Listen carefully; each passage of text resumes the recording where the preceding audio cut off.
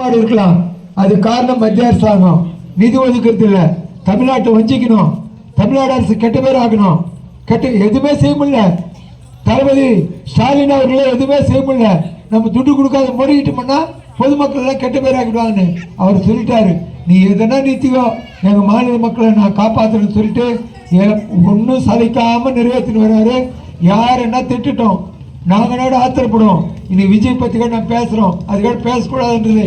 அவர் பேசுறப்ப வயிறு எரியுது.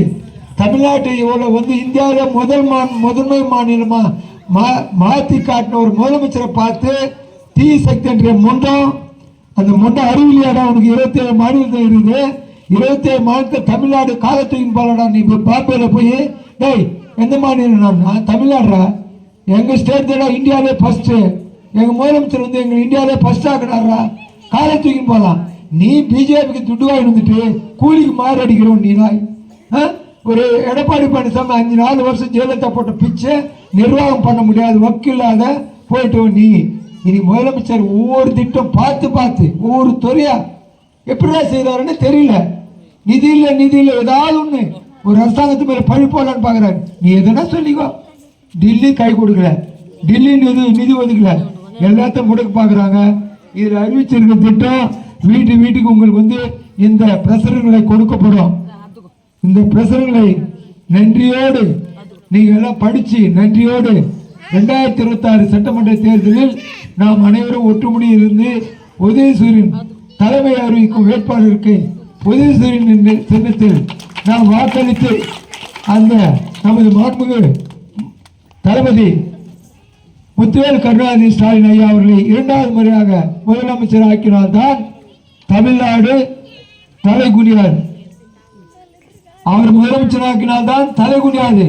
வேற யாராவது முதலமைச்சர் ஆக்கினா வாய்ப்பு வந்தா கண்டிப்பா நீங்க நிம்மதியா இருக்க முடியாது, நாங்களும் யாரும் நிம்மதியா இருக்க முடியாது.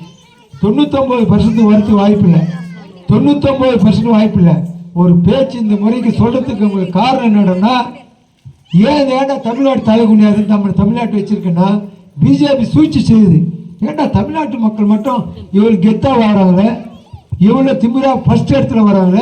நம்ம இந்தியன்னு சொல்றோம்.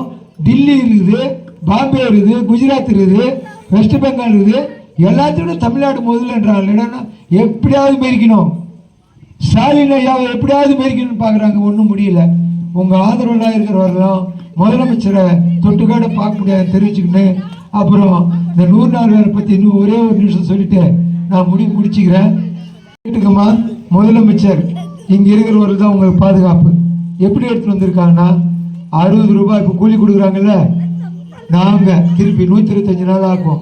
125 நாள் எப்படின்னா 75 நாள் நாங்கள் கொடுப்போம், 50 நாள் மாநில அரசாங்கம் கொடுப்போம். சரி, தமிழ்நாடு முதலமைச்சர் ஏதாவது சரி பண்ணி செஞ்சிருவார். தமிழ்நாடு ஒத்துக்கலாம், தமிழ்நாடு கொடுக்க மாட்டோம். நாங்கள் 75 நாள் வேறு கொடுக்க மாட்டோம். 75 நாள் நீங்கள் வாழ்ந்துட்டீங்க, கிராமத்தில் யாரும் கம்மியா இல்லை, நல்லா நிம்மதியா இருக்கீங்க. தமிழ்நாடு முதல் மாநிலமாக இருக்குது. வளராத மாநிலத்துக்கு நான் கொடுப்போம். வளராத மாநிலத்துக்கு பீகார், மத்திய பிரதேச, உத்தரப்பிரதேச, ராஜஸ்தான், இது மாதிரி ஒரிசா, இது மாதிரி வளராத மாநிலத்தை நாங்கள் நிதி கொடுப்போம். தமிழ்நாடுக்கு இந்த 75 நாளுக்காக கொடுக்க மாட்டோம் முடிவு எடுத்திருக்காங்க. இந்த 50 நாளுக்கும் முதலமைச்சருக்கு தமிழ்நாட்டில் நிறைய மாநிலம் நாங்கள் நிறைவேற்ற முடியாதுன்னு ஒத்துக்கினாங்க. எங்களுக்கு நிதி சுமை இருக்குது. ஏன் நீங்கள் ஏற்கனவே 90%, அதாவது 200 ரூபாய் கூலியில 180 ரூபாய் மத்திய அரசாங்கம் கொடுக்குது. அது என்ன பண்ணும்? நம்ம இங்க கட்டுற வரி, இந்த வரி அங்க வாங்கி வச்சு அந்த வரியிலிருந்து நமக்கு திருப்பி கொடுக்குற பணம், அந்த வரியிலிருந்து வாங்குற பணம் திருப்பி நம்மளுக்கு கொடுக்கறது இல்லை. அந்த 180 ரூபாய் பதிலாக இப்ப என்ன செஞ்சுட்டாங்கன்னா 75%, 60%, 120 ரூபாய் தான் நாங்கள் கொடுப்போம். 80 ரூபாய் நான் முதலமைச்சர் தமிழ்நாட்டில் கொடுக்கணுன்ற மாதிரி முடிவெடுத்திருக்காங்க. அதுக்கும் முதலமைச்சர் தயாரா இருப்பாங்க. அதுக்கும் ஒரு தடை உத்தரவு போட்டிருக்காங்க. நீங்க எல்லாம் நடத்தக்கூடாது, 100 நாள் வேலையை நீங்க எடுக்கக்கூடாது, நீங்க எல்லாம் வளர்ந்துட்டீங்க, உங்களுக்கு எல்லாம் கொடுக்க முடியாது. அந்த துட்டெல்லாம் வேற எங்க ஆந்திரா, கர்நாடகா, ஒரிசா அப்படிதான் போயிடும்.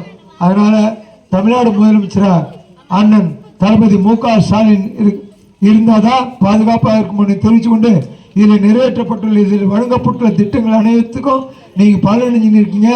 ஏதாவது பலன் அடையலைன்னா எங்களுக்கு தெரியப்படுத்துமாறு தெரிவித்துக் கொள்கிறேன். முன்னாள் ஊராட்சி மன்ற தலைவர் திரு சித்ராபாபு அவர்கள் இருக்கார்கள்.